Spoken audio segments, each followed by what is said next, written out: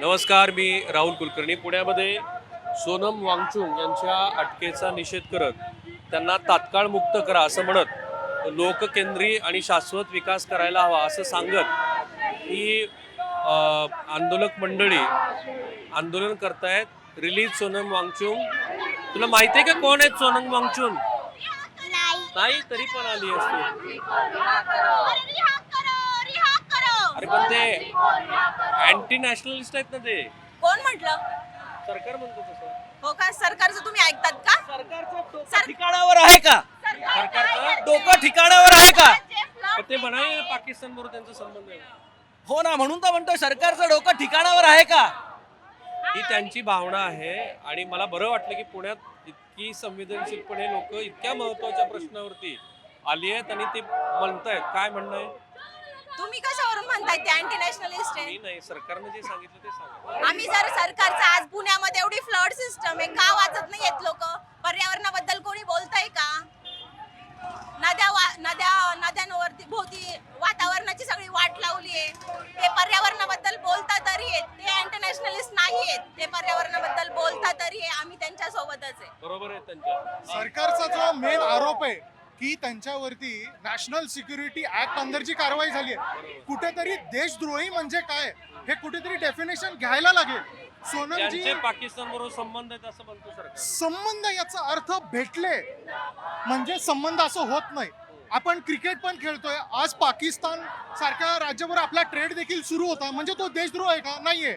त्याचप्रमाणे बांगलादेशला आपण विजही देतोय, हा एक ट्रेड आहे. त्याच पद्धतीनं सोनम वांगचुक हे जे पाकिस्तानला गेले होते, ही एक क्लायमेट कॉन्फरन्स होती युनायटेड नेशन्सनी हे केलेली आणि त्याच्यामध्ये ते भारताचं प्रतिनिधित्व करत होते. सोनम वांगचुक हे गेल्या 5 वर्षापासून आम्ही त्यांना आमचा क्लायमेट हिरो मानतो आणि गेल्या 5 वर्षापासून ते शांततेमध्ये काय मागणी करतात आहे तर 6 शेड्यूलची. जसं मी पुणेकर आहे, मला ह्या नद्यांसाठी आमचा हा भाग आहे, इथले निर्णय आम्ही घ्यायला पाहिजे. तीच मागणी 6 शेड्यूलमध्ये, कारण तिथे एक युनिक अशी फ्रेजाइल इकोसिस्टीम आहे आणि ती कुठेतरी धोक्यात येईल. तिथे जर मायनिंग आणि इतर प्रोजेक्ट्स आले तर कुठेतरी लडाख आणि हिमालयन कंट्रीज स्टेट सगळे धोक्यात येतील. सरदारजी, बरेच लोक असे आहेत की जे देश भाषा पंथ. सरदारजी, तुम्ही पण आले. मराठी येतं का तुम्हाला?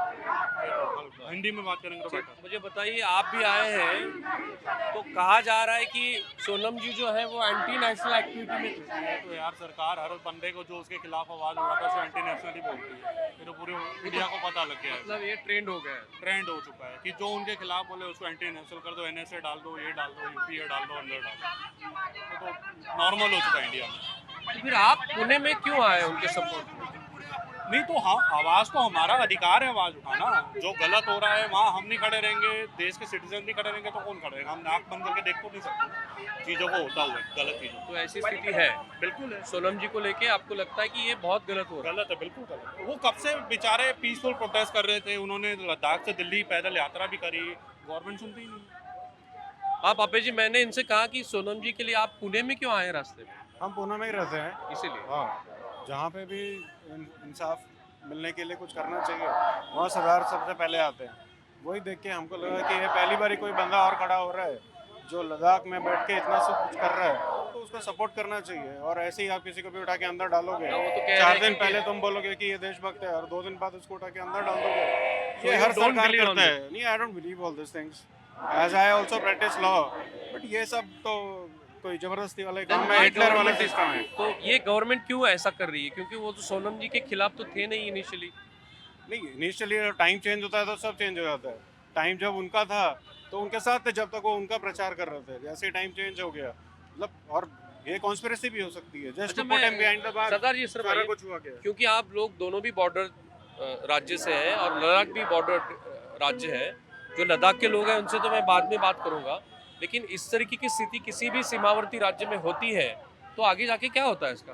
नहीं अपने लोग उनके अगेंस्ट हो जाएंगे ना, अपने लोग ही उनको सपोर्ट करेंगे। अगर आप अपने लोगों का ख्याल नहीं रखोगे जो बॉर्डर पे बैठे हुए हैं, आप उनको सहूलत तो कुछ नहीं दे रहे हो, ऊपर से उनको टेररिस्ट बोल के अंदर डाल रहे हो, तो they have more chances to influence in and work against the country. Inclined towards our enemy. Yes, देखिए क्या है ना, बॉर्डर स्टेट पे लोग ध्यान देते नहीं है। आप देख लीजिए पंजाब का डेवलपमेंट देख लीजिए, लद्दाख में आप जब आप उसको स्टेटहुड दे दोगे कश्मीर को या लद्दाख को, तो कॉमन सेंस है कि वो राज्य मजबूत ही होगा, कमज़ोर तो होना नहीं। जब उसको अभी आप उसको अपने दायरे में रख के सब डिसीजन दिल्ली से, लद्दाख का डिसीजन लद्दाख की जनता लेगी, दिल्ली नहीं लेगी। ना की दिल्ली से ले तर हे अच्छे म्हणून मी म्हटलं की हे खूप वेगळं आणि युनिक चित्र मला दिसलं की पुण्यामध्ये वेगळ्या पद्धतीनं प्लेकार्ड्स घेऊन democracy means freedom not fear, a voice for the voiceless, let it be free, जवाब दो सोनम वांगचुक, लडाखच्या हक्कासाठी लढू, अन्यायाच्या भिंती तोडू, डेमोक्रेसी मीन्स फ्रीडम, सत्य की लढाई जारी रहेगी, सोनमला न्याय द्या, सत्य के लिए सोनम। हाँ, नाउ यू आर लाइव। मुझसे तो आप बहुत देर बात कर चुकी हैं, जी। मैंने फिर वही कहा कि आप मिली हैं उनसे, है ना? तो जब पहले मिली तब क्या रिएक्शन आई आपकी? जी मैं उनसे पुणे में ही मिली, मुला मोठा रिवर के वहाँ पे सोनम वांगचुक जी यहाँ पे आए थे फर्ग्यूसन कॉलेज के यहाँ पे। उनसे मैं पहली बार मिले थे तब। उसके पहले मैं सिगमॉल में उनके एजुकेशन इंस्टीट्यूट में वर्ल्ड ये WWF की तरफ से वहाँ पे मैंने वर्कशॉप ज्वाइन किया था। तो Sonam Wangchuk ji is not an international, first of all ये ऐसे फैला रहे हैं government, I don't know who else is saying that international, it's not. He is an educated, he is an innovator. उनके इस इतने सारे इन्वेंशंस किए हैं, लाइक आज सुबह बनाया फॉर आर्मीज ही इनोवेटेड दोज, ऐसे घर बनाए जिससे -50 डिग्री सेल्सियस में वो लोग इतने सर्वाइव करते हैं। हमारे आर्मी डिफेंस करते हैं चाइना बॉर्डर में, पाकिस्तान के बॉर्डर में। अभी उनको इंटरनेशनल बोल के वी आर लाइंग। अच्छा, दो चीजें मुझे बताइए। Yes. सोनम जी एनवायरनमेंट के बारे में बहुत बोलते हैं, तो लद्दाख के लिए एनवायरनमेंट कितना इम्पोर्टेंट है? और दूसरा, राज्य खुद का होना, खुद के लिए अलग राज्य की मांग जो है, वो दोनों चीज़ों के बारे में बताइए। जी इकोसिस्टम लद्दाख का वेरी फ्रेजाइल है, फर्स्ट ऑफ ऑल बहुत फ्रेजाइल है, because it's a very sensitive area में है। लद्दाख का जो एरिया है वो कोई बाहर से आके कोई उसको सेंसिटिव को समझ नहीं सकता। वो लोकल पीपल है, जो इंडिजिनियस पीपल है, जो वो लोग समझ सकते हैं। वो एरिया ही इतना सेंसिटिव एरिया है कि वहाँ पे कोई आके ना कोई इंडस्ट्री सेटअप कर सकता है, क्योंकि देखो सोलर पावर ये सब बना सकता है, बट इतना प्रोन एरिया है, वो सेंसिटिव एरिया है जहाँ पे हम लोग सेटलमेंट्स कर ही नहीं सकते। इकोसिस्टम इतना फ्रेजाइल है वहाँ पे, उसमें इतना सोनम वांगचुक जी इतना आवाज़ उठा रहे हैं कि क्लाइमेट क्राइसिस हो रहा है, क्लाइमेट इतना डिक्रीज हो रहा है, स्नोफॉल इज मेल्टिंग, वहाँ पे इतने सारे आवाज़ उठाए फिर भी उनको नज़रअंदाज किया जा रहा है। एंड दूसरा जो राज्य की मैंने बात की, जी अलग राज्य की बात नहीं है। It's we are fighting for the rights of safety, safeguards. We are asking for the demands of central government के डिस्पेंसेशन में आपको सेफगार्ड नहीं मिलता है? ऐसा नहीं है। We demanded for union territory, but वो भी हमारे विदाउट लेजिस्लेचर हमें दिया है, जिसमें हम लोग अपने लोगों को इलेक्ट भी नहीं कर सकते हैं। हमारे जो हमें जो चाहिए हम लोग उसको बोल भी नहीं सकते। वहाँ पे जाके सेंट्रल गवर्नमेंट में जाके हम लोग आवाज़ नहीं उठा सकते हैं। उनको हम वी वांट कि कोई लद्दाख से ले से रिप्रेजेंट करे, हमें वहाँ पे जाके बताए कि लद्दाख का इकोसिस्टम कैसा है। वहाँ पे कोई भी जानता नहीं है, बाहर की कोई भी गवर्नमेंट अगर कोई वहाँ पे रूल करता है, ठीक है, लेफ्टिनेंट गवर्नर आता है वहाँ पे करता है, but they resign every year. कोई भी आता है रिजाइन करके चला जाता है, उनको समझ में नहीं आता है कि वहाँ का इकोसिस्टम कैसे वर्क करता है। तो जब ये ट्राइफर्गेशन हुआ था, कश्मीर वैली अलग बनी थी, जम्मू रीजन अलग बना था, लद्दाख अलग बना था, तो आप लोगों ने सेलिब्रेट किया था उसको? We celebrated because it was written in the manifesto that we will get our rights. Okay. We will be in the 6th schedule. We demanded for the 6th schedule where the safeguards will be there. But वो मिला नहीं। वो manifesto में आप जाके देखिए, BJP के वहाँ पे लिखा है कि मैनिफेस्टो में दिया है 6th शेड्यूल मिलेगा, बट वो राइट शेड्यूल जो हम दर्शक देख रहे हैं उनको बता दीजिए। जहाँ पे लोकल कम्युनिटीज हम लोग आवाज़ उठा सकते हैं, हम लोगों की राइट्स वहाँ तक सेंट्रल असेंबली में हम लोग कर सकते हैं। हम लोग डिमांड कर सकते हैं कि हमारा इकोसिस्टम कैसे वर्क करता है।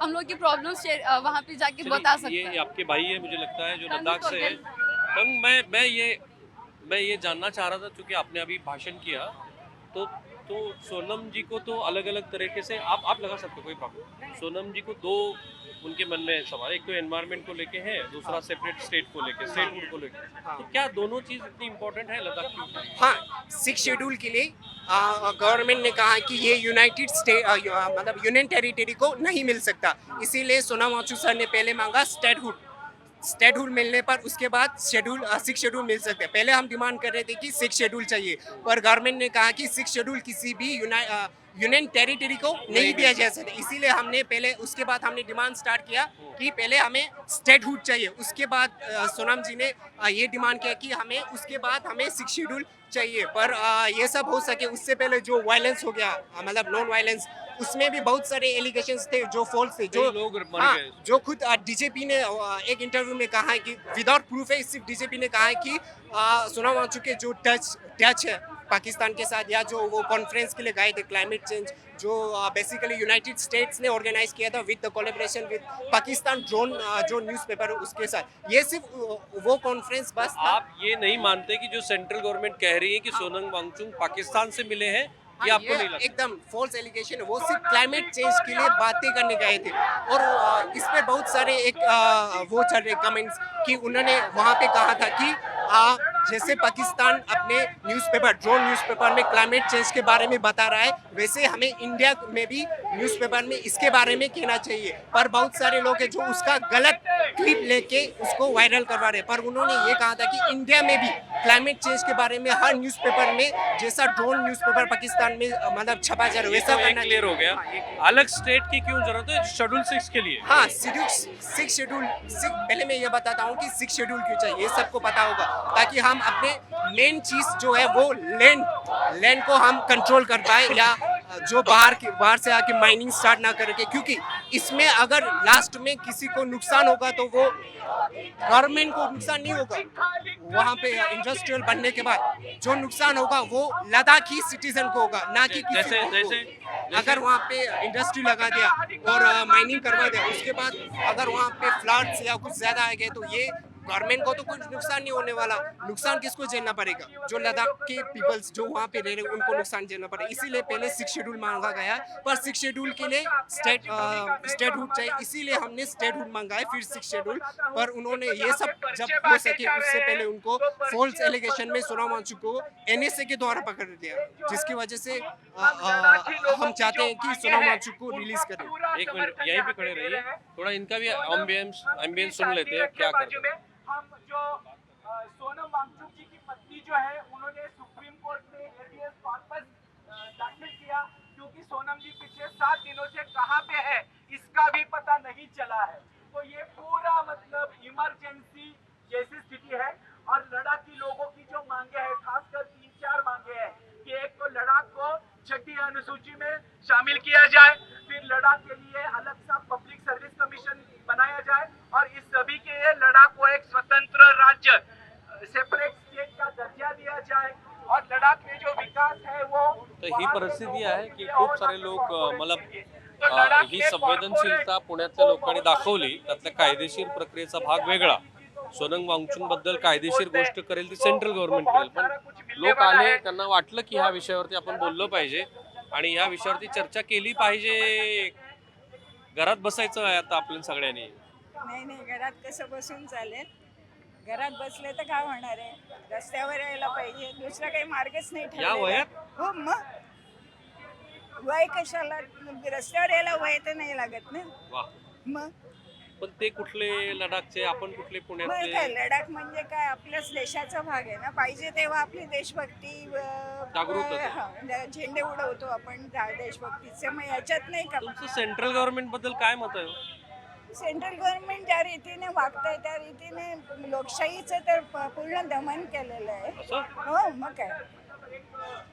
आणि म्हणजे हा सुद्धा आत्ता आवाज त्यांचा बंद करणं पाहिजे. बोलणी नाही करत तुम्ही 6 वर्ष, तुम्ही त्यांना सेपरेट स्टेट देत नाही, आणि कालपर्यंत म्हणजे एनिमी ऑफ द पीपल ठरवता तुम्ही आता.